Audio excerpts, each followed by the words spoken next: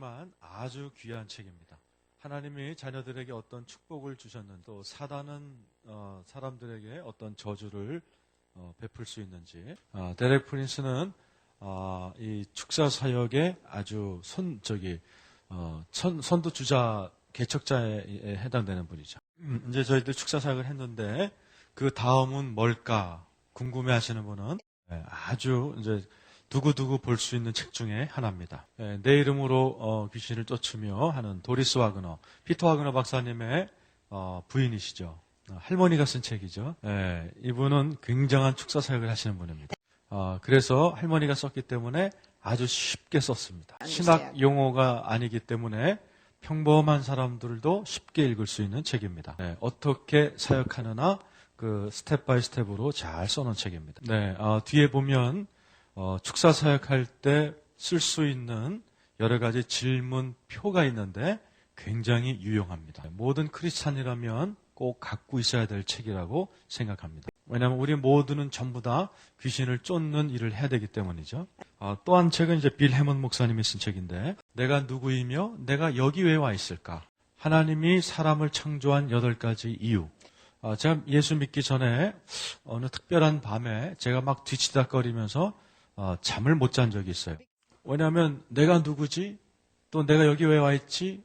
하나님이 왜 날 창조했지? 고민하느라고 잠이 안 오더라고요. 저는 크리스찬이 아니었지만 그거에 대한 질문을 갖게 됐어요.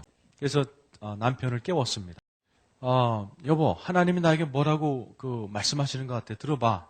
남편이 그러니까 뭐라고 그랬냐면, 하나님이 뭐라고 그러시냐면 빨리 잠이나 잘해.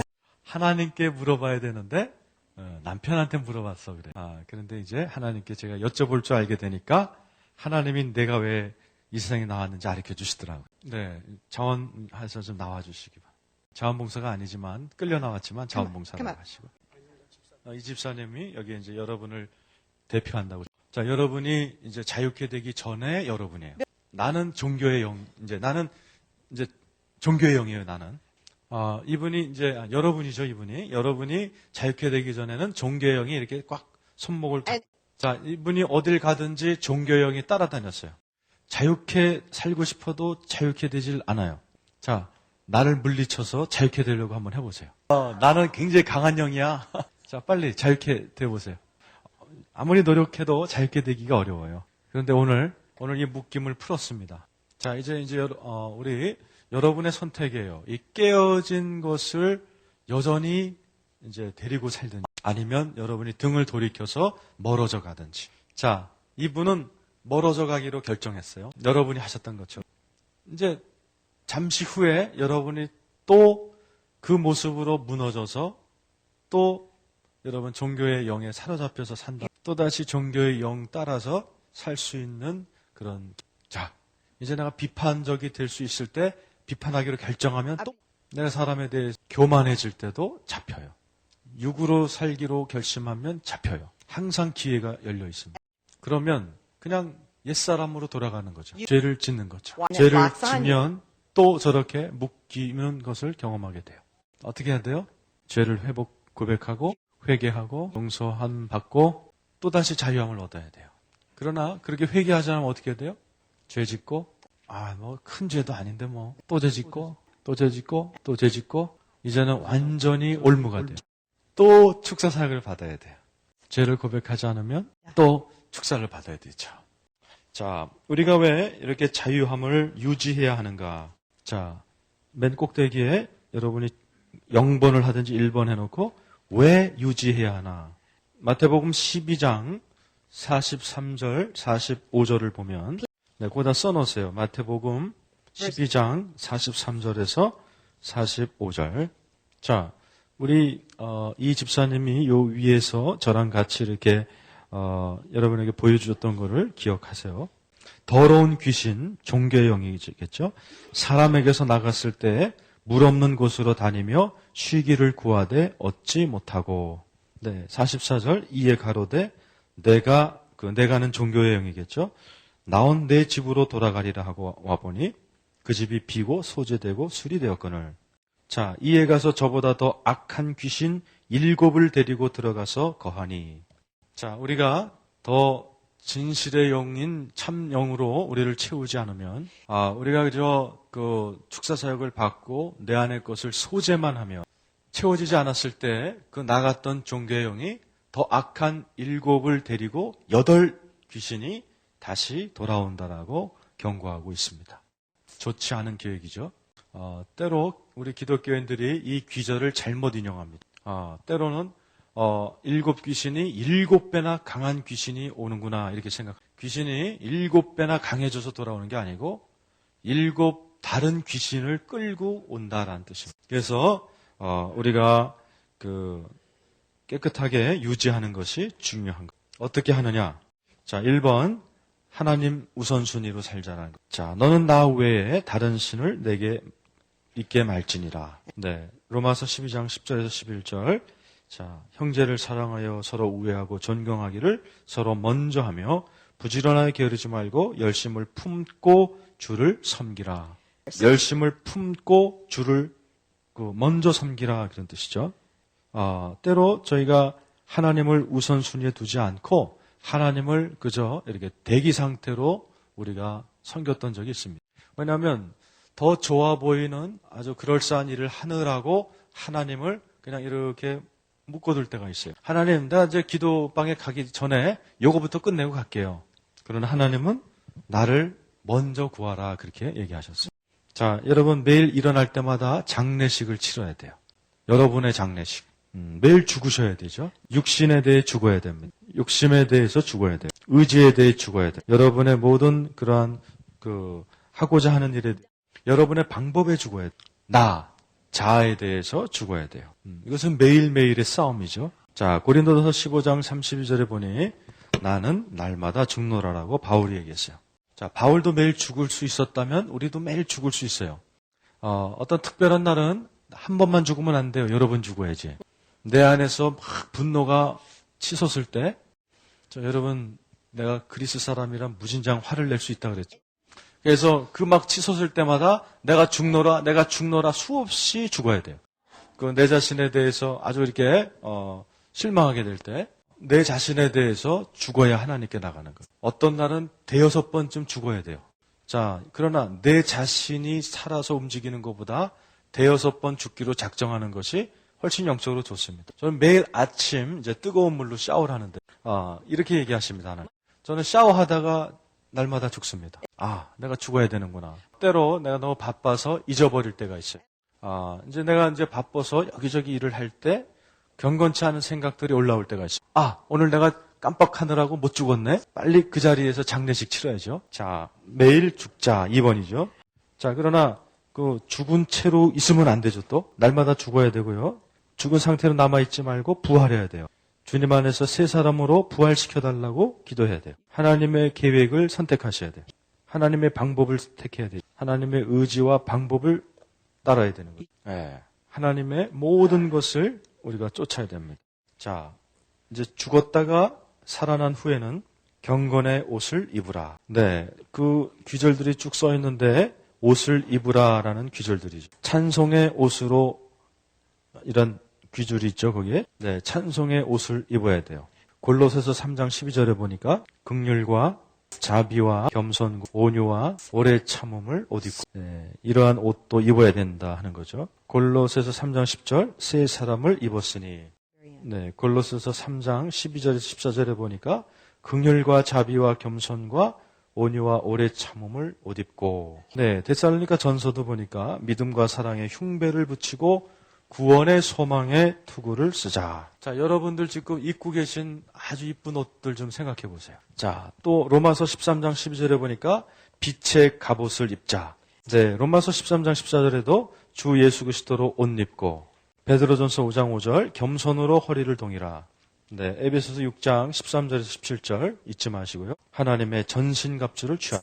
이 악한 날에 너희가 능히 대적하고 모든 일을 행한 후에 서기 위함이라. 자, 이 악한 날에 서기 위함이라. 그런즉 서서 진리로 너희 허리띠를 띠고 의의 흉배를 붙이고 평안의 복음에 예비한 것으로 신을 신고 모든 것 위에 믿음의 방패를 가지고 이로써 능히 악한 자의 모든 화전을 소멸하고 구원의 투구와 성령의 검 곧 하나님의 말씀을 가지라.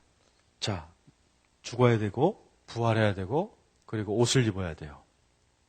새 옷을 입으셔야 됩니다. 모든 생각을 사로잡아 그리스도에게 복종하고 진리 안에서 걸으라.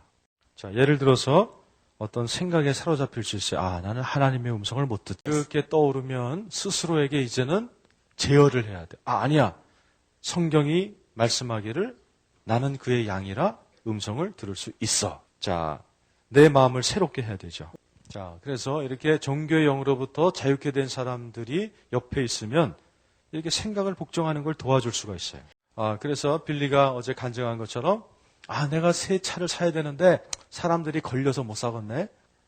그때 제가 빌리에게 강하게 얘기했어요. 바보같이 생각하지 말라고. 자, 내가 어떤 식으로 얘기를 하게 되면 또다시 종교의 영으로서 비판할 수 있게 돼요. 그런데 제가 그렇게 강하게 얘기하지 않고 아주 부드럽게 종교의 영일 수 있겠다라고 제가 조언을 했었어요. 이렇게 부드럽게 옆에서 조언해주는 사람, 그 사람이 생각을 말씀에 복종시킬 수 있도록 도와줍니다. 권세를 가지고 행동하라. 창세기 22장 17절에 자, 내가 너에게 큰 복을 주고 네 씨로 크게 성하여 하늘의 별과 같고 바닷가의 모래와 같게 하리니 네 씨가 그 대적의 문을 얻으리라. 자, 우리는 대적의 문을 취해야 되죠. 마지막으로 성령 충만 가운데 걸으라. 자, 우리는 이런 식으로 우리가 받은 자유를 계속 유지해야 되는데 실수할 때도 있겠죠? 자, 우리가 죄를 졌다고 그래서 주님이 보좌 위에서 벌떡 일어나셔서 야단을 치는 건 아니에요. 주님이 아이고 저것들이 또 죄 졌네? 도대체 어떻게 해야 되지? 그러시기보다는 죄 졌어? 괜찮으니까 와서 고백하고 다시 짓지 마. 자, 우리가 자유케 된 것을 어떻게 알게 되죠? 자, 너희가 진리를 알지니 진리가 너희를 자유케 하리라. 또 아들이 너희를 자유케 하면 너희가 참으로 자유하리라. 다시 한번 질문할게요. 종교의 영으로부터 자유해지셨습니까? 네. 예스 아니면 노겠죠? 정말이에요? 정말이에요? 자, 예를 들어서 다른 사람들은 다 자유케 돼도 당신은 조금 성격이 나쁘니까 아직은 자유케 되지 않았습니다. 자, 우리가 종교의 영에게 어떻게 말할 수 있습니까? 난 자유하다고 얘기해야 되겠죠. 잔 득슨이라는 분이 이제 척 피어스 목사님을 위한 찬양 사역자인데 대단히 기름 부음 받은 분이래요. 최근에 작곡한 노래가 하나 있는데 나는 일어나서 모든 먼지들을 털어버리는데 절망의 먼지 또 무력감의 먼지 그리고 마귀에게 이렇게 얘기하리라 입을 닥치라고. 아마 제가 할 때 올해의 찬양으로 뽑힐 것 같아요. 여러분에게도 마귀가 말을 걸어올 때마다 여러분 그렇게 고백하세요. 그래서 많은 사람들이 너무 마귀한테 공손하게 대하고 있습니다. 야, 마귀야, 너 나한테 그런 식으로 어떻게 얘기할 수 있냐? 나 크리스찬인데. 그냥 여러분 그럴 필요 없어요. 사탄한테는 따끔하게 입 딱 쳐 그러면 끝나는 거예요. 그래도 여러분 잘 부담스러우면 이렇게 얘기하세요. 뭐 무슨 문제 있냐 너? 문제 있으면 나한테 얘기하지 말고 예수한테 가서 얘기해. 자, 말씀이 우리에게 자유를 선언하고 있습니다. 자, 2번 기쁨으로 충만하게 된다. 여러분들의 얼굴을 보니 전혀 웃지 않았던 사람들이 지금 시간에 웃는 분들이 계세요. 네, 성령 안에서 의와 평강과 기쁨을 누리게 된다. 축사사가 끝나고 나서 제가 우리 타미에게 굉장히 상쾌해졌다고 얘기를 했었어요. 네, 우리가 자유케 되면 그런 감정을 느껴요. 4번 육신의 삶에서 성령의 삶으로 옮겨진다. 네, 자신감 있는 확신 가운데 행동할 수 있다. 불평을 멈추고 부르심의 목적을 향해 나아가기 시작한다. 지금 저희가 오전과 지금 했던 축사 사역의 단계라든지 어떻게 유지하냐는 종교의 영뿐만 아니라 다른 영을 다룰 때에도 적용됩니다. 자, 이제 다음 주제로 갈 준비 되셨습니까? 자, 다음에 우리가 다룰 영도 큰 마귀죠. 이것은 두 번째의 큰 그 영입니다. 자, 여기 보면은 다스리는 귀신들이라고 되어 있는데 두 번째 거예요. 자, 우리가 종교의 영을 우리가 이제 벗겼는데 이제는 유교의 영을 벗길 차례예요. 자, 공자에 대해서 유교에 대해서 조금 역사적인 공부를 합시다. 자, 공자는 중국인입니다. 서기 500여 년쯤 전에 하나님과 영적 존재에 대해 믿지 않았고 또 그 영적 세계를 믿지 않았습니다. 공자가 한 유명한 말 중에 사람하고 더불어 살기도 어려운데 어떻게 영적인 존재 같은 문제로 고민하냐. 자, 그 하나님의 천명 같은 것을 믿었지만 하나님 자체는 믿지 않았어요. 우리가 하늘 그 천명까지 우리가 그런 고차원적으로 살아야 되지만 그 하늘조차도 하나님은 살고 있지 않다고 생각했습니다. 공자는 철학의 지도자 중에 하나였죠. 철학이 뭔가? 삶의 법칙과 원리에 대한 교훈을 가르치기 위한 사고 및 사상 체계를 철학이라고 정의합니다. 철학은 성공적인 삶과 정치를 이루기 위해 따라야 할 행동과 규범을 가르친다. 네, 공자는 아주 굉장히 많은 명언들과 이론들을 제시했죠. 네, 그의 명언이 법과 인생과 정치에 대해서 굉장히 많은 가르침을 주었어요. 가난해서 배움이 없었던, 어렸을 때 배우지 못했던 이 철학자가 황제마저도 가르쳤습니다. 또 중국 정부를 도왔습니다. 또 공자는 그 가진 사상이 종교가 되기를 원치 않았어요. 우리가 지금의 한국 정부를 이해하기 위해서라도 유교가 뭔가 좀 이해할 필요가 있습니다. 유교에서 두 가지 중요한 사상이 있어요. 첫 번째 것은 인, 두 번째는 리. 인이라는 것은 자비롭고 친절하고 관대하고 의롭고 예의 바르고 타인의 행복을 추구하는 그런 개념이죠.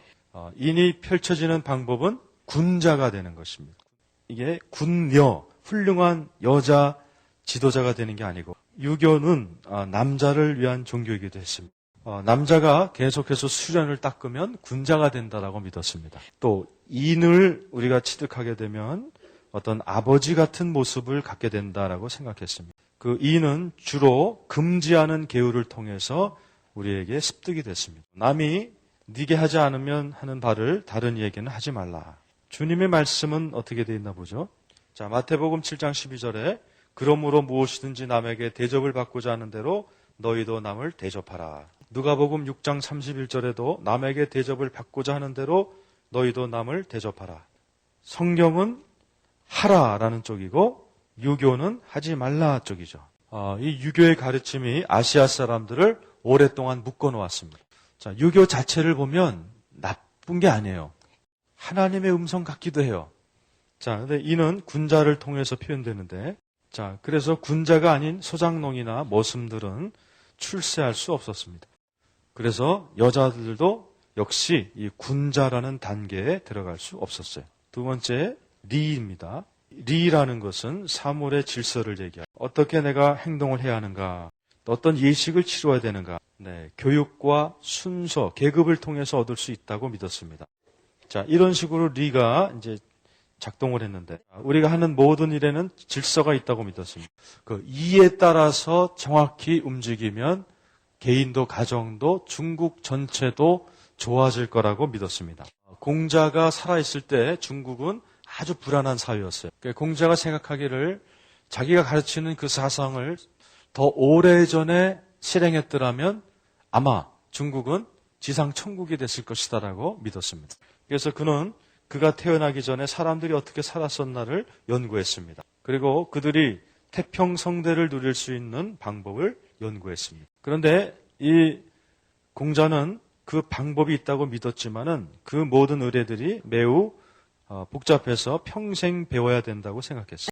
자, 그래서 유생, 선비가 되어야 된다고 믿었습니다. 그래서 그 유생들은 사람들에게 인사하는 법, 윗사람에게 아랫사람에게 인사하는 법, 어떻게 옷을 입는가, 또 어떻게 웃는가, 언제 웃어야 되나. 자, 한국 사람들은 웃어야 될 때 어떻게 합니까? 여자들 특별히 그러죠. 웃을 때 입을 가리고 웃죠. 하나님이 우리에게 웃음을 주셨어요. 주님의 기쁨이 웃음이에요. 근데 왜 가리고 있어요? 그게 유교의 영이 역사하는 겁니다. 네, 여러분 오늘 종교의 영을 유교의 영이 떠나간 다음에 아무도 입을 가리면 안 돼요. 그래서 저는 여러분들이 자유케 됐다는 걸 알고 있어요. 웃을 때 입을 가리면 옆 사람이 막 지적해줘야 돼요. 입 가리지 마세요. 자, 입을 가리면 유교의 영이 세집니다. 네, 관계에 따라서 사람들을 대하는 법이 다르죠. 방에 들어갈 때 누가 먼저 들어가느냐, 순서, 누가 먼저 앞서야 되느냐, 또 몇 걸음 앞서서 얼마나 웃기는 일입니까? 자기 방에 들어가면서도 몇 걸음 재 갖고 들어가는, 이 모든 것을 배우는데 평생 걸린다라는 것입니다. 결과 이런 유생들이 아닌 평민들은 배울 엄두를 못 냈어요. 먹고 살기 위해서 겨우겨우 이제 돈을 벌어야 되는 사람들은 일하느라고 그거 배울 시간도 없었어요. 그래서 못 배웠기 때문에 무시당했다는 거예요. 그 표를 보면 알겠지만 한국에서 노예 문제가 굉장히 심각했습니다. 소장농이 아니고 노예. 네. 유교에서는 중요한 6가지 관계가 있는데 첫 번째 효죠. 부모와 자녀라는 한 관계, 남편과 부인의 관계, 네, 형과 아우, 네, 통치자와 백성, 또 다른 말로 하면 사장과 직원, 네, 목사님과 또 성도, 또 교사와 학생도 그렇습니다. 또 나이 많은 친구와 나보다 어린 친구를, 자, 이걸 보면 위에 있는 사람들은 전부 다 자기보다 이렇게 우등하고 밑에 있는 사람들은 열등하다고 믿었어요. 부모님 계신 분 돌아가셨어도 괜찮고 살아계셔도 괜찮고, 예, 부모가 있으니까 여러분이 자녀가 됐죠. 유교 시스템에 의하면 부모는 우등, 자녀는 열등해요. 열등한 거예요. 그냥 낮은 정도가 아니고 아주 낮아요. 자, 결혼하신 분만 손 들어보세요. 네, 유교에서도 남편은 우등하고 아내는 열등해요. 자, 목사님 손 들어보세요. 아주 우등한 분들입니다. 목사 아닌 분만 손 들어보세요. 너무 안 되셨어요. 네? 자, 그러면 사도가 목사보다 높습니까? 하나님한테는 그렇지 않아요. 자, 선생님, 학교 선생님. 아주 우등하신 분들이에요. 자, 학생이었던 분, 지금이거나 옛날에 학생이었던 분, 학생이었던 적 한 번도 없으세요? 야, 학생 출신이라면 열등생 출신들이십니다. 자, 친구들이 많으실 텐데, 친구 중에서 내가 나이가 제일 많은 사람. 제가 빌리보다 제가 나이가 많아요? 네, 다 친구가 없으세요? 친구 중에서 내가 나이가 제일 어리다 하는 분 손 들어보세요. 잠깐, 여러분의 최고의 제일 친한 친구 생각을 해보세요. 자, 그 친구보다 나이가 많으세요? 손 들어보세요. 여러분들이 다 우등한 거고. 나이 어리세요? 네, 안 되셨어요? 자, 여러분 지금 이런 우스꽝스러운 얘기를 하면서 어떠세요? 여러분이 좀 우스하다 하는 느낌이 들 때는 어떠시고? 교만이 이렇게 올라오고, 내가 시키는 대로 해. 막 그러고 싶은 마음이 생기잖아요? 그러나 내가 열등한 측에 속한다면 또 기분이 어떠셨어요? 아주 기가 죽어서, 이게 유교에 젖은 사람들이, 자, 목사님들도 이 점에서 조심하셔야 돼요. 자, 예를 들어서 목사님들 중에 이렇게 불평들을 많이 해요. 우리 교인들은 내 말을 되게 안 듣네? 그런 목사님에게 제가 이런 질문하고 싶어요. 유교의 영으로 성도들을 이끌고 있지는 않은지, 하나님에게만 순종하라고 가르치셨는지, 성도들은 하나님께 순복해야 되고 하나님이 순복하라는 대상에게 그들은 순복할 것입니다. 근데 반대로 어떤 목사님들은 땅만 쳐다보고 다니는 거죠. 네, 아랫사람은 윗사람한테 따지지 말고 늘 복종해야 되고, 또 아랫사람은 무조건 윗사람을 존경해야만 돼요. 아랫사람이 윗사람한테 말꼬리를 물면 나쁜 사람이 돼요. 자, 어린아이들이 자녀가 환갑이 넘었든 15살이든 자녀가 부모에게 무슨 말을 달면 아주 나쁜 자녀예요. 제가 58살이고 저희 아버지가 82살이세요. 유교에 의하면 우리 아버지가 하는 일에 대해서 내가 말을 달면 나는 나쁜 딸이에요. 네, 유교가 그렇습니다. 또 아버지가 하고자 하는 일에 대해서 내가 이렇게 질문을 하면 그건 나쁜 거예요. 자, 그래서 요즘 안 그렇겠지만 옛날에 우리가 학교 다닐 때는 한국에서는 선생님한테 질문하면 안 돼요. 한국 사람들은 지도자들이 잘못하는 걸 뻔히 알면서도 끽소리 못합니다. 만약에 지도자들이 하는 거에 대해서 의의를 제기하면 난 나쁜 사람이에요. 빌리가 저보다 어린데 아주 젊어요. 8살 어립니다. 지금 막 50이 됐어요. 그러나 빌리가 제가 하는 것 이해를 못하거나 의문이 생기면 언제든지 저한테 얘기를 합니다. 그렇게 하도록 허락받았어요. 우리 관계는 누가 높고 낮고가 아니에요. 유교에 대해서 조금 더 하죠. 네, 유교의 목표는 현자, 즉 어떤 정부 관리가 되는 것입니다. 예, 또 학문을 통해서 완전함에 이르는 것이에요. 완벽하고 싶으세요? 공부 더 하세요. 많이 배울수록 더 완벽해집니다. 자, 부모를 존경하고 공경하면 형통하리라. 이것이 성경의 가르침이죠. 자, 부모를 공경하고 부모를 존경하라고 성경도 이야기합니다.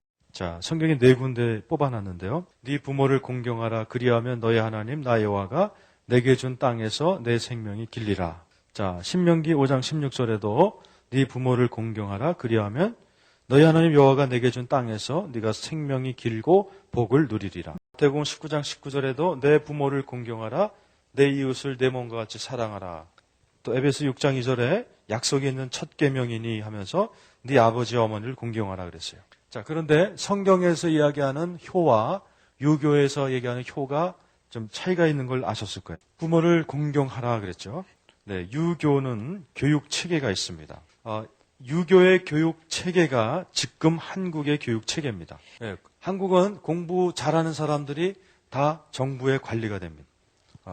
그래서 유교는 시험제도, 과거제도를 만들어냈죠. 자, 공자가 서기 500년 전이었던 걸 감안하면 1910년까지 이 과거제도가 오래 이어진 거죠.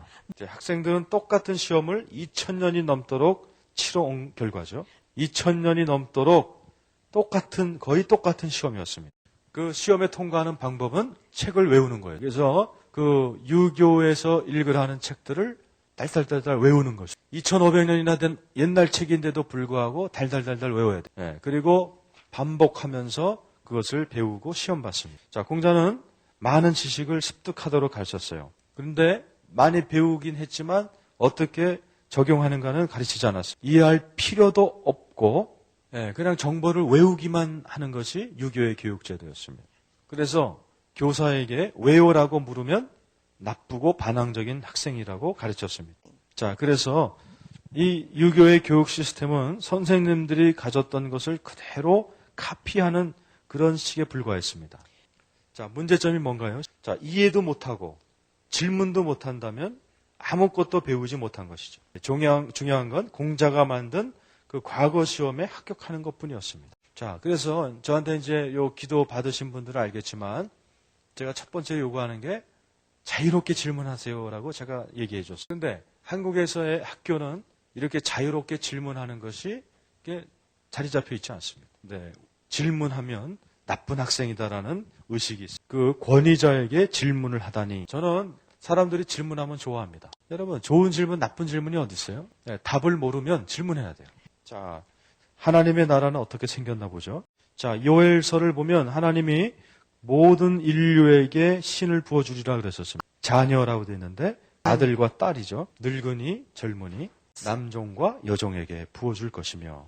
자, 하나님은 유교의 교리를 넘어선 가르침을 주고 있습니다. 하나님은 우등, 열등 개념이 안 계십니다. 자, 예수가 또 어떤 사람들을 택했나 한번 보세요. 자, 어떤 사람들은 교육도 받았지만 어떤 사람들은 세리고 어부고 뭐 그랬어요. 또 어떤 사람들은 일꾼, 종, 또 소문이 나쁜 여자, 어떤 사람도 어부였고 주님은 그 문화의 경계선을 넘어가셨습니다. 네, 공자가 죽자 그 제자들이 공자의 철학을 이제 보충했습니다. 네, 공자는 종교를 만들지 않았어요. 철학을 얘기했을 뿐입니다. 그러나 그 제자들이 공자를 숭배하기로 결정했어요. 그리고 그 유교가 이제 종교화가 된 거죠.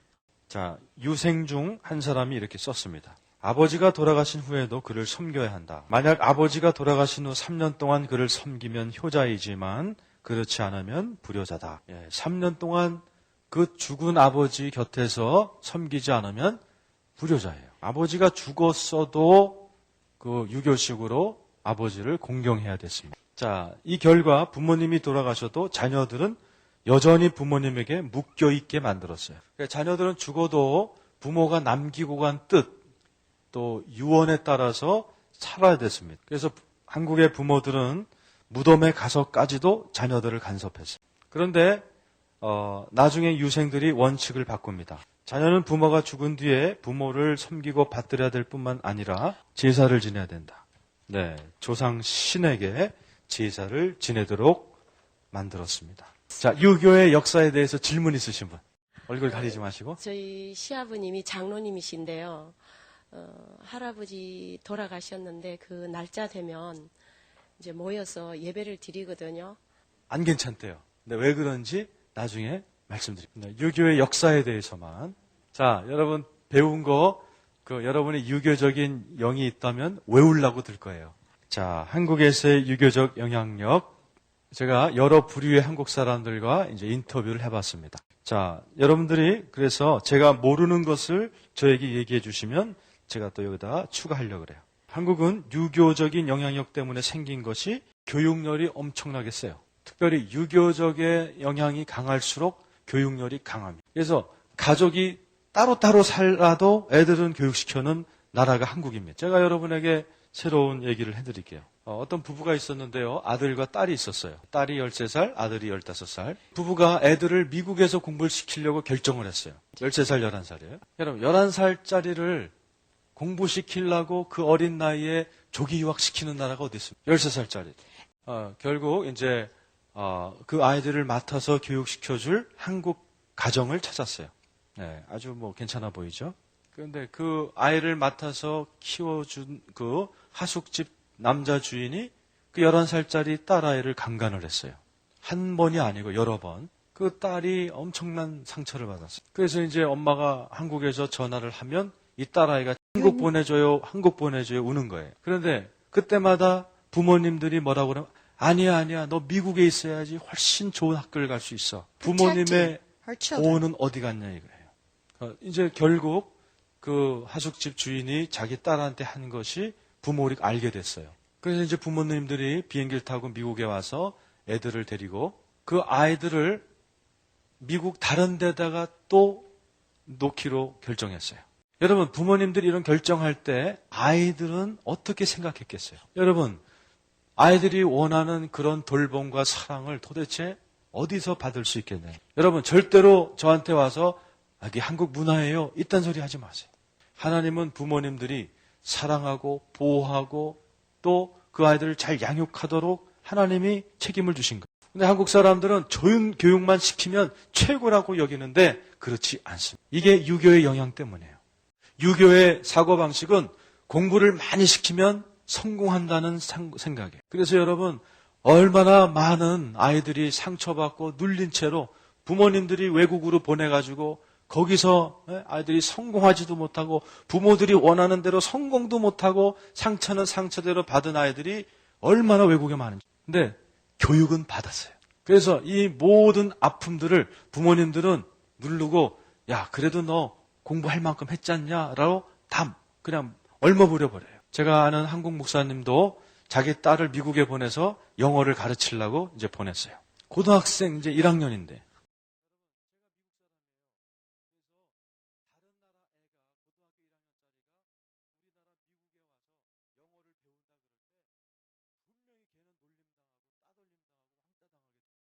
왜 그런데 자꾸 영어를 배운다고 미국으로 보내냐 이거예요. 제가 그래서 그 목사님에게도 절대로 보내지 말라 그랬는데 그 목사님이 딸을 보내고야 말았어요. 이제 크리스마스 때가 왔습니다. 자, 그런데 이 아버지 목사님이 딸은 성탄절에 한국 오고 싶다는 거를 아니야. 너 성탄절에 미국 남아 있어야 영어가 안 잊어먹어. 아주 어떤 면에서 좋은 얘기예요. 그 목사님 아버지한테 얘기했어요. 딸한테 이딴 짓 하면 안 돼요. 목사님, 딸아이가 요만할 때는 가정이 전부인데 어떻게 성탄절날 가정이 모여서 같이 보내야지 어떻게 따로 보내라고 감히 얘기할 수 있겠어요. 돈 때문이 아니고 영어 까먹지 말라고 그러신 거예요. 목사님이 제 말을 잘 듣고 딸을 한국으로 데리고 왔어요. 자, 이런 식으로 유교의 영이 너무나 많은 가정을 망가뜨립니다. 결과 많은 한국의 청소년 아이들이 반항적이 되고 결국 하나님도 떠나요.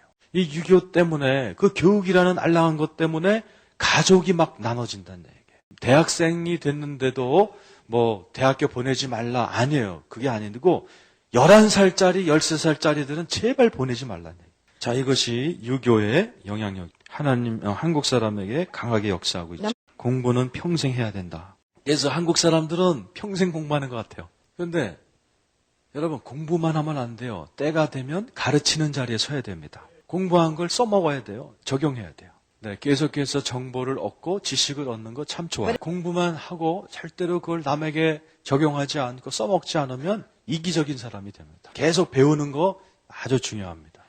네, 많은 분들이 공부하는 이유가 학위 때문인 경우가 있어요. 제가 아는 한국 분들 중에 박사학위가 몇 개나 되는 분이 많아요. 근데 그 박사학위 갖고 가르치느냐, 써먹느냐, 그렇지 않다는 얘기예요. 자, 이제 예를 들어서 여러분이 종교형에 대해서 배웠다 칩시다. 이거 어떻게 할 거예요? 여러분이 이것을 자유롭게 쓰셔도 돼요. 다른 사람들을 자유롭게 여러분이 적용하세요. 다른 사람들에게 축사하세요. 그들이 자유케 되도록. 여러분들이 배운 것들을 한국에다가 여러분이 좀 전파하도록 제가 기도하고 있습니다. 이게 이 학교 WLI의 철학이에요. 적용하는 것. 배우신 것을 실질적으로 적용하십시오. 근데 유교는 이 실용적인 게 약합니다. 자, 유교는 학위가 많으면 지식도 많다라고 생각해요. 그런데 지식이 많은 사람도 지혜롭게 못 사는 인간들이 얼마나 많은지 몰라요. 특별히 지식 갖고 수많은 실수하는 사람이 많습니다. 그래서 제가 머리가 하얘졌어요. 저도 많이 배웠어요. 그래서 유교에서는 교육을 받지 못하면 다른 사람들이 무시한다고 두려워합니다. 존경을 잃어버릴지도 몰라. 한국에 있는 제 나이 또래 여자들 중에 교육받지 못한 분들이 많이 있습니다. 그래서 열등하다고 믿고 있죠. 자, 그래서 어차피 여자들은 열등한 존재인데 왜 여자들을 교육시키느라고 돈을 낭비하냐? 어차피 가난한 집 태어난 사람들은 어차피 무시당하는데 뭐 거기다 교육을 쏟아. 제 친구 빌리가 이제 고등학교를 졸업했습니다. 목사가 됐고, 근데 신학교도 안 갔어요. 그런데 신학교를 세웠어요. 신학교에서 교수를 했어요. 그런데 신학교 가본 적이 없어요. 신학교에서 수업 한 번도 안 들었는데 신학교 세워서 가르칩니다. 또 은행의 부총재까지 했었어요. 근데 고등학교 졸업장밖에 없거든요. 그런데 은행의 부총재였어요. 은행원이 되기 위한 교육도 못 받았어요. 근데 지금은 열방을 다니면서 여러 나라를 다니면서 대학 졸업장도 없고 정식 교육을 받질 않았는데 성령님이 가르치셨어요. 그래서 저는 제 친구를 되게 존경합니다. 절대로 저 여자를 내가 무시하지 않습니다. 제가 공부한 만큼 하지 않았어도 영적인 면에서는 저보다 탁월해요. 이제 저에 대해서 고등학교를 졸업하고 제가 이제 노느라고 성적이 안 좋아요. 그냥 중간 수준이었어요. 대학을 갔습니다. 체육학을 했어요. 왜냐하면 노는 걸 좋아하니까. 난 공부가 뭐 체질적으로 근데 수학은 좋아해서 또 수학도 이제 부전공을 하기. 그래서 우리 아버지가 항상 수학 푸는 것도 지름길을 가르쳐 주셨어요. 그런데 대학교 가서 수학 과목을 듣는데 답을 쓸 때 6페이지를 쓰라고 그랬는데 나는 지름길로 딱 몇 줄만 쓸 수밖에 없어요. 그래서 아주 그런 지름길 방법으로 답은 맞히는데 식을 안 쓰기 때문에 항상 낙제 점수 바로 위만 맞았어요. 굉장히 화가 났습니다. 그래서 수학과 주임 교수를 찾아갔어요. 그래서 나한테 이렇게 나쁜 점수를 주다니 그 강사를 막 따지러 갔어요. 그런데 나한테 학점을 준 분이 알고 보니 수학과 과장이었어요. 그래서 끽소리 못하고 왔어요. 그래서 이제 전공을 수학에서 바꿔야겠다. 저희 아버지가 그래서 제가 수학 전공을 바꾸겠다 그러니까 너무 실망하셨어요. 나이가 들어서 작년에 우리 아버지한테 사실을 얘기했어요. 우리 아버지하고 너 사이 좋아요. 아버지가 항상 산수 풀 때 지름길만 가르쳐줘서 내가 수학을 갖다가 정석으로 못 배웠기 때문에 수학을 전공 못한 게 아버지 때문이라고 내가 얘기했어요. 제가 대학을 졸업하고서 교사가 됐지만 이게 풀타임, 전임 직장은 못 얻었어요. 네. 저희 남편이 미국 공군 비행사예요. 그 남편을 따라서 여기저기 다니다 보니까 그냥 이렇게 임시 교사직밖에 없었어요. 그래서 언젠가 하나님께 기도했어요. 하나님, 굉장히 똑똑하시군요. 주님, 당신은 내가 체육교육학을 전공할 걸 알고 계셨죠? 왜 체육교육학을 전공하게 하셨나요? 하나님, 왜 나를 수학과에서 체육교육학과로 옮기셨나요? 그러자 하나님이, 야, 이런 뜻이 있단다. 자, 이것은 네가 이제 체육팀을 코치하면서, 자, 너는 경기 시합을 할 때 많은 다수의 사람들을 한 방향으로 이끌 수 있는 그런 능력이 있고, 그리고 그 사람들이 그렇게 하면서도 굉장히 막 즐기면서 네가 할 수 있지 않느냐. 네, 하나님, 맞아요. 자, 그 결과 저는 축사 사역을 하면서도 이렇게 대중적인 축사 사역을 하면서도 그냥 굉장히 두렵지 않고 편안해요. 네, 1970년도에 대학을 졸업했어요. 한 번도 신학교를 가보지 않았습니다. 제가 목회학 석사 받은 적도 없어요. 그런데 와그너가 그 학교를 만들었을 때 하나님이 저한테 등록하라 그랬어요. 그래서 제가 신청 원서에다가 내가 한 모든 걸 다 썼습니다. 제가 했던 사역들, 또 내가 경험했던 그런 자리들. 자, 제가 이제 학교에 직접 들어가려고 그래서 제가 학사부터 시작해야겠다. 굉장히 재밌겠다 생각을 했어요. 그런데 학교에서 저한테 그 허가증이 왔는데 입학 허가서가 박사 학위 과정부터 하시오라고 저에게 답장이 왔어요. 제가 너무 놀랐어요. 제가 이제 짧게 제 손주에 대해서 얘기하겠습니다. 제가 졸업할 때 한 7살밖에 안 됐어요. WLI의 1기 졸업생입니다. 그 졸업이 저희 교회에서 했어요. 저희 교회가 한 6천 명 됐을 때인데요. 이제 첫 번째 학생이 쭉 나와서 학사 학위를 가져갔어요. 또 이제 다른 주에서 오신 졸업생이 이제 석사 학위를 받. 자, 그런데 저만 이 졸업식이 열리는 그 교회 출신이에요. 제가 이제 박사 학위를 받으러 가서 딱 박사증을 받는 순간 거기 참석했던 모든 교인들이 막 소리를 지르고 박수를 치고. 그런데 졸업식이 끝난 다음에 7살짜리 손주가 나랑 같이 이렇게, 할머니 난 너무나 자랑스러워요. 할머니 그런데 나 저기 질문이 하나 있는데요. 석사 학위는 언제 하셨나요? 아주 제가 그냥 넘어가는 줄 알았습니다. 한국 사람들은 대학에 못 가면 미래가 없다. 이렇게 믿는 것 같아요. 여러분 그런 생각 해보셨죠? 또 여러분 입으로 그래본 적 있으세요? 대학 못 가면 너 끝이다 이렇게 해보셨어요? 끝이든가요, 빌리가? 그 말이 틀리다는 것의 산 증인이 저기 있습니다. 남자가 자기보다 공부 잘하는 여자랑 결혼하는 것은 자존심 상하는 일이다. 정말인가요? 남자들이 대답해요. 돈이 많으면 존경도 더 많이 받는다고 여긴다. 돈, 니꼬르, 존경. 돈이 많으면 이제 교육도 많이 받고 또 많은 소득을 얻는 직업을 갖게 된다. 자, 이런 식으로 유교의 영이 역사하는 거예요. 자, 여기서만 끝내겠습니다.